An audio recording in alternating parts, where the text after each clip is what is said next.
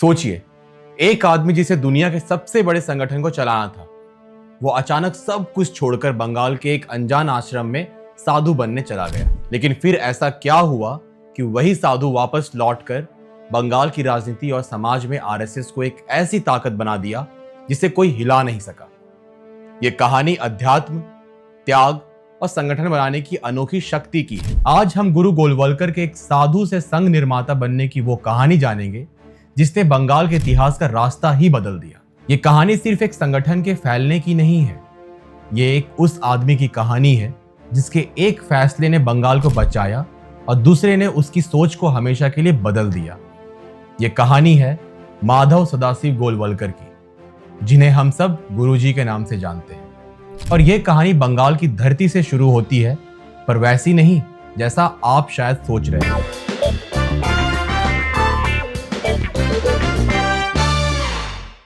ये 1930 का दशक था।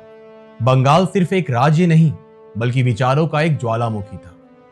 एक तरफ गांधी जी का शांति का आंदोलन था, तो दूसरी तरफ सुभाष चंद्र बोस की क्रांति की आग जल रही थी। हवा में कम्युनिस्ट के नारे थे और मुस्लिम लीग की राजनीति बंगाल के समाज को अंदर से बांट रही थी। बंगाल बुद्धिजीवों का गढ़ था, लेकिन यही बहसें और मतभेद उसे कमजोर कर रहे थे।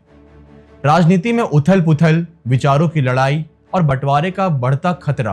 बंगाल एक ऐसे मोड़ पर खड़ा था जहां से आगे का रास्ता साफ नहीं था। इस सब हलचल से दूर बनारस हिंदू यूनिवर्सिटी में पढ़ाने वाले एक नौजवान माधव सदाशिव गोलवलकर अपनी जिंदगी के अलग ही सवालों में उलझे थे। वो विज्ञान के शिक्षक थे, पर उनका मन अध्यात्म की शांति खोज रहा था। वो संघ संस्थापक डॉक्टर हेडगेवार से मिल चुके थे, लेकिन मन की बेचैनी उन्हें बंगाल के मुर्शिदाबाद में रामकृष्ण मठ के सारगाछी आश्रम ले आई। सोचिए, जो आदमी भविष्य में आरएसएस का सबसे बड़ा नेता बनने वाला था, वो उस समय स्वामी विवेकानंद के गुरु भाई स्वामी अखंडानंद की सेवा में एक शिष्य की तरह रह रहा था। वो संघ का काम छोड़ चुके थे, उनका मकसद अब सिर्फ अध्यात्म का था। वो माधव से साधु बनने के रास्ते पर थे और उन्होंने स्वामी अखंडानंद से दीक्षा भी ले ली थी। हमें ऐसा लग रहा था कि वो हमेशा के लिए सांसारिक दुनिया से दूर चले जाएंगे। एक तरफ आश्रम की शांति और दूसरी तरफ बंगाल की राजनीतिक अशांति। इन दोनों के बीच गोलवलकर खुद एक पहेली बन गए थे, लेकिन किस्मत को शायद कुछ और ही मंजूर था। कहते हैं उनके गुरु स्वामी अखंडानंद ने उनकी आंखों में देश के लिए कुछ करने की आग देखी थी। उन्होंने ही गुरुजी को वापस समाज में जाकर काम करने के लिए प्रेरित किया। प्रधानमंत्री नरेंद्र मोदी ने अपनी किताब ज्योति पुंज में भी इस प्रसंग का उल्लेख किया है। जब गोलवलकर से पूछा गया कि वो आश्रम छोड़कर वापस क्यों आए, तो उन्होंने कहा कि यह उनके गुरु का आदेश था। गुरु ने कहा था कि उनकी असली काम समाज के बीच में है, मठ में नहीं, और स्वामी विवेकानंद के सपनों को वो सिर्फ संघ के जरिए ही पूरा कर सकते हैं। और बस यहीं से उस सफर की शुरुआत हुई जिसने बंगाल का इतिहास लिख दिया। जो साधु शांति की खोज में बंगाल आया था, अब वो उसी बंगाल की अशांति को चुनौती देने लौट रहा था। गुरु के आदेश और डॉक्टर हेडगेवार के बुलावे पर गोलवलकर नागपुर लौट आए। डॉक्टर हेडगेवार की तबीयत बिगड़ रही थी और वो संघ का भविष्य सही हाथों में सौंपना चाहते थे। उन्हें गोलवलकर में वो क्षमता और दृष्टि दिखाई दे रही थी। 1939 तक यह स्पष्ट हो गया था कि संघ को अब महाराष्ट्र से बाहर, खासकर बंगाल जैसे महत्वपूर्ण राज्य में फैलाना होगा, और इसी मुश्किल काम की जिम्मेदारी गोलवलकर पर आई, जो कुछ समय पहले ही बंगाल से सब कुछ छोड़कर लौटे थे। गोलवलकर कलकत्ता पहुंचे, लेकिन ये आज का कोलकाता नहीं था। ये वो शहर था जो राजनीतिक साजिशों और आने वाले तूफानों का केंद्र था। उनके पास ना कोई बड़ी जान पहचान थी और ना ही कोई साधन। हालात इतनी मुश्किल थी कि पैसों की कमी के कारण उन्हें रोज मीलों पैदल चलना पड़ता था। ये एक अकेले आदमी का अपने लक्ष्य के लिए जुनून था, जो वो दिन भर लोगों से मिलते, छात्रों से बात करते और उन्हें एक मजबूत हिंदू समाज की जरूरत समझाते। और फिर वो दिन आया। 22 मार्च 1939 में वर्ष प्रतिपदा यानी हिंदू नए साल के दिन कलकत्ता में आरएसएस की पहली शाखा शुरू हुई। इस काम में उनके साथी बने विट्ठल राव पत्की। ये बहुत छोटी सी शुरुआत थी। कुछ युवाओं के साथ मैदान में लगने वाली ये शाखा उस राजनीतिक शोर में शायद किसी को दिखी भी नहीं, लेकिन ये वो बीज था जिसे गोलवलकर बंगाल की जमीन में रोप रहे थे। 1940 में डॉक्टर हेडगेवार का निधन हो गया और सिर्फ 34 साल के गोलवलकर के कंधों पर पूरे संघ की जिम्मेदारी आ गई। अब वो सिर्फ एक प्रचारक नहीं, बल्कि पूरे देश के लिए संघ के मार्गदर्शक गुरुजी थे। संघ के सबसे बड़े नेता बनने के बाद उनका सबसे पहला और जरूरी काम था संघ को अखिल भारतीय स्वरूप देना। इसके लिए उन्होंने प्रचारक व्यवस्था को मजबूत किया। ये वो नौजवान थे जो अपना घर परिवार छोड़कर देश के कोने कोने में संघ का काम करने के लिए भेजे जाते थे। बंगाल के लिए गुरुजी की योजना साफ थी। उन्होंने बंगाल के ही होनहार युवाओं को इस मिशन से जोड़ा। उनके सर संचालक बनने से ठीक 1 महीने बाद उनके सबसे भरोसेमंद साथी में से एक मधुकर दत्तात्रेय देवरस, जिन्हें हम बाला साहेब देवरस के नाम से जानते हैं, उन्हें कलकत्ता भेजा गया। बाला साहेब का काम बंगाल में संगठनों को रफ्तार देना था। यह बस सफर की शुरुआत थी। एक आदमी के पैदल चलने से शुरू हुआ सफर अब एक संगठन के मजबूत कदमों में बदल रहा था। बंगाल में संघ का विस्तार किसी शांत नदी में नाव चलाने जैसा नहीं था, बल्कि यह तूफानी समुद्र में जहाज बचाने जैसा था। मुश्किलें चारों तरफ थी। बंगाल में बौद्धिक समाज पर वामपंथी सोच का गहरा असर था। कम्युनिस्ट पार्टी मजदूरों और छात्रों में बहुत लोकप्रिय थी और वो संघ का एक फासीवादी संगठन मानती थी। दूसरी और सबसे बड़ी चुनौती थी मुस्लिम लीग की राजनीति। लीग डायरेक्ट एक्शन की धमकी दे रही थी और बंगाल को पाकिस्तान का हिस्सा बनाने पर अड़ी थी। माहौल में हिंदू मुस्लिम तनाव घुल चुका था। इन दो बड़ी ताकतों के बीच कांग्रेस थी, जो खुद अंदरूनी झगड़ों से जूझ रही थी। ऐसे माहौल में बिना किसी राजनीतिक सहारे के एक राष्ट्रवादी संगठन के लिए जगह बनाना लगभग नामुमकिन था। गुरु गोलवलकर यह बात समझते थे। वे जानते थे कि सिर्फ शाखाएं खोलने से काम नहीं चलेगा।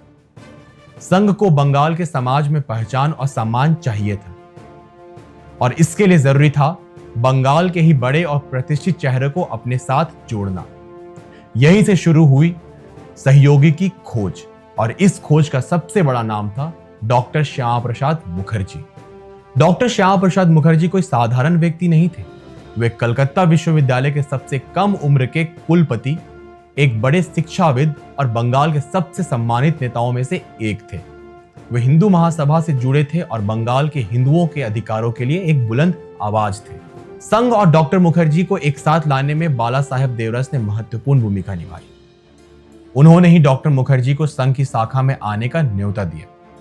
अप्रैल 1940 में जब डॉक्टर मुखर्जी ने शाखा का दौरा किया तो वहां का अनुशासन, सेवा का भाव और जाति पाति के भेद के बिना युवाओं को एक साथ देखकर वो बहुत प्रभावित हुए। उन्हें संघ में वो संगठित शक्ति दिखी जो मुस्लिम लीग की विभाजनकारी राजनीति का मुकाबला कर सकती थी। यह एक ऐतिहासिक मिलन था। एक तरफ गुरु गोलवलकर की संगठन खड़ा करने की अद्वितीय क्षमता थी, तो दूसरी तरफ डॉक्टर मुखर्जी का राजनीतिक कद और बंगाल की राजनीति पर उनकी पकड़। दोनों का लक्ष्य एक था, बंगाल को पूरी तरह पाकिस्तान में जाने से रोकना और यहां के हिंदुओं का भविष्य सुरक्षित करना।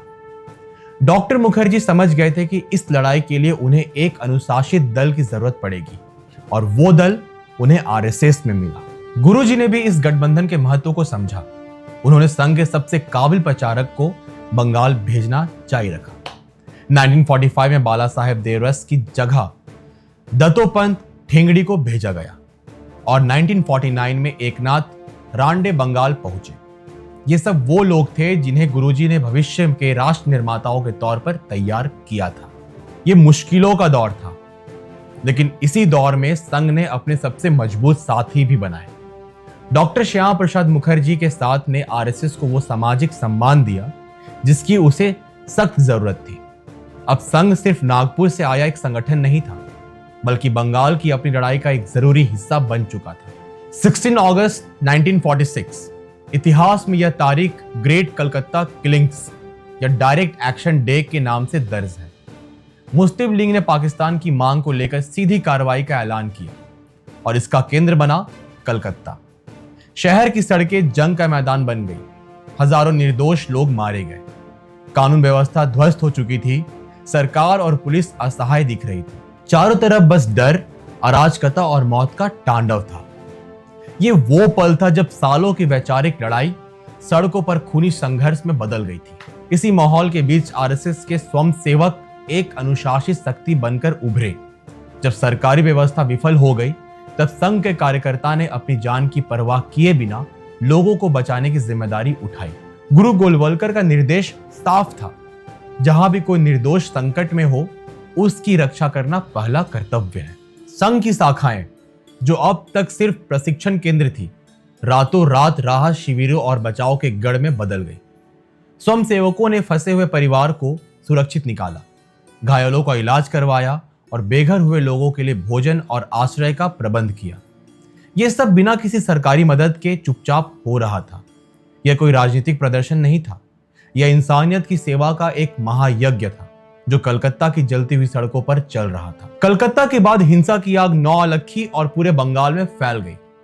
1947 में देश का बंटवारा हुआ। यह आजादी की सुबह थी, लेकिन लाखों लोगों के लिए यह उनकी जिंदगी की सबसे काली रात थी। पूर्वी बंगाल, जो अब पूर्वी पाकिस्तान बन गया, वहां से लाखों हिंदू शरणार्थी अपनी जान बचाकर पश्चिम बंगाल की तरफ भाग रहे थे। इस भीषण मानवीय संकट के समय गुरु गोलवलकर के नेतृत्व में संघ ने अपनी पूरी ताकत झोंक दी। 8 फरवरी 1950 को गुरुजी के कहने पर खास तौर पर पूर्वी पाकिस्तान से आए हिंदू शरणार्थियों की मदद के लिए वस्तुहारा सहायता समिति बनाई गई। इस समिति ने सीमा पर और कलकत्ता की सीआई दल स्टेशन पर बड़े बड़े राहत शिविर लगाए। स्वयंसेवक ट्रेनों से उतरते भूखे प्यासे, घायल और बीमार लोगों की सेवा करते, उन्हें खाना, कपड़े, दवाई और सबसे बढ़कर हिम्मत और अपनापन देते। ये संघ का वो रूप था जिसे बंगाल ने पहले कभी नहीं देखा था। जो संगठन अब तक सिर्फ अपनी विचारधारा के लिए जाना जाता था, वो अब संकट के समय हर हिंदू परिवार के लिए उम्मीद की किरण बन गया था। बंटवारे की उस त्रासदी में संघ ने लोगों को वो भरोसा दिया कि कोई है जो उनके दुख में उनके साथ खड़ा है। यहीं पर अजय शक्ति का विचार एक सच्चाई में बदल गया। ये शक्ति हथियारों की नहीं थी, ये संगठन, अनुशासन और निस्वार्थ सेवा की शक्ति थी। बंटवारे के उस भयानक दौर में अपने काम से आरएसएस बंगाल के घर घर में एक जाना पहचाना और सम्मानित नाम बन गया। बंटवारे की आग जब ठंडी हुई तो उसी राख से एक नया बंगाल और एक नया राजनीतिक परिदृश्य उभरा। डॉक्टर श्यामा प्रसाद मुखर्जी के प्रयासों से पश्चिम बंगाल भारत का हिस्सा बना रहा और इस पूरी प्रक्रिया में आरएसएस बंगाल की जमीन का एक महत्वपूर्ण हिस्सा बन गया। बंटवारे के दौरान किए गए सेवा कार्यों ने उसे आम लोगों के बीच वो सम्मान दिलाया जो हजारों भाषणों से नहीं मिल सकता था। यह गुरु गोलवलकर की दूरदर्शिता का ही परिणाम था। उन्होंने संघ को सीधे राजनीति का अखाड़ा नहीं बनने दिया। जब डॉक्टर श्यामा प्रसाद मुखर्जी ने एक नई राजनीतिक पार्टी बनने के लिए संघ का साथ मांगा तो गुरुजी पहले हिचकिचाए। उन्हें डर था कि सत्ता की राजनीति स्वयंसेवकों को उनके मुख्य लक्ष्य यानी समाज निर्माण के काम से भटका सकती है, लेकिन अंततः वो एक राष्ट्रवादी राजनीतिक दल की आवश्यकता पर सहमत हो गए। गुरुजी ने डॉक्टर मुखर्जी से वादा किया कि वो उन्हें सोने की 5 मुद्राएं देंगे। ये 5 मुद्राएं थी संघ के 5 सबसे काबिल प्रचारक, दीनदयाल उपाध्याय, सुंदर सिंह भंडारी, नानाजी देशमुख, बापू साहेब सोहनी और बलराज मधोक। इन्हीं लोगों ने डॉक्टर मुखर्जी के साथ मिलकर 1951 में भारतीय जनसंघ की नींव रखी, जो आगे चलकर भारतीय जनता पार्टी बनी। यह गुरुजी की दूरदर्शिता थी। उन्होंने संगठन को सीधे राजनीतिक में नहीं उतारा, बल्कि अपने कार्यकर्ताओं के माध्यम से एक राजनीतिक दल को वैचारिक और संगठनात्मक शक्ति प्रदान की। आज आरएसएस भारत का सबसे बड़ा और सबसे प्रभावशाली सामाजिक सांस्कृतिक संगठन माना जाता है। हालांकि संघ खुद को एक गैर राजनीतिक संगठन कहता है, लेकिन इसका प्रभाव भारतीय राजनीतिक और सरकार पर स्पष्ट है। बीजेपी, जो आज भारत की सत्ताधारी पार्टी है, वैचारिक रूप से संघ से ही प्रेरणा लेती है और उसे संघ का राजनीतिक अंग माना जाता है। भारत के कई शीर्ष नेता, जिनमें प्रधानमंत्री नरेंद्र मोदी भी शामिल हैं, अपने शुरुआती जीवन के संघ के प्रचारक या स्वयंसेवक रह चुके हैं। सरकार की कई नीतियों और राष्ट्रीय विमर्शों में संघ की विचारधारा की झलक साफ दिखती है। यह गुरु गोलवलकर द्वारा बनाई गई उस प्रचारक प्रणाली और वैचारिक नींव का विस्तार है, जिसने एक सांस्कृतिक संगठन को राष्ट्र निर्माण की मुख्य धारा में एक निर्णायक शक्ति बना दिया है। आज जब हम पीछे मुड़ करके देखते हैं तो गुरु गोलवलकर का बंगाल अध्याय एक असाधारण कहानी लगता है।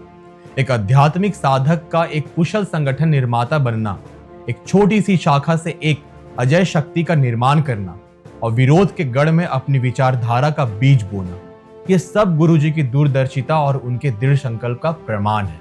तो ये थी कहानी गुरु गोलवलकर और बंगाल में आरएसएस के उदय की। एक कहानी जो त्याग से शुरू होकर राष्ट्र निर्माण के संकल्प पर खत्म होती है।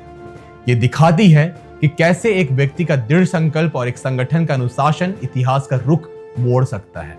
अगर आपको इतिहास की गहराइयों से निकली यह कहानी पसंद आई हो तो इस वीडियो को लाइक करें और अपने दोस्तों और परिवारों के साथ शेयर करें, ताकि वे भी भारत के निर्माण के इस महत्वपूर्ण अध्याय को जान सकें।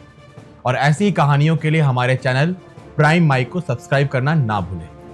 अब एक सवाल आपके लिए, आपको क्या लगता है, बंगाल में आरएसएस का आगे बढ़ना क्या सिर्फ बंटवारे जैसे हालात की वजह से हुआ, या ये गुरु गोलवलकर की रणनीति की सफलता थी?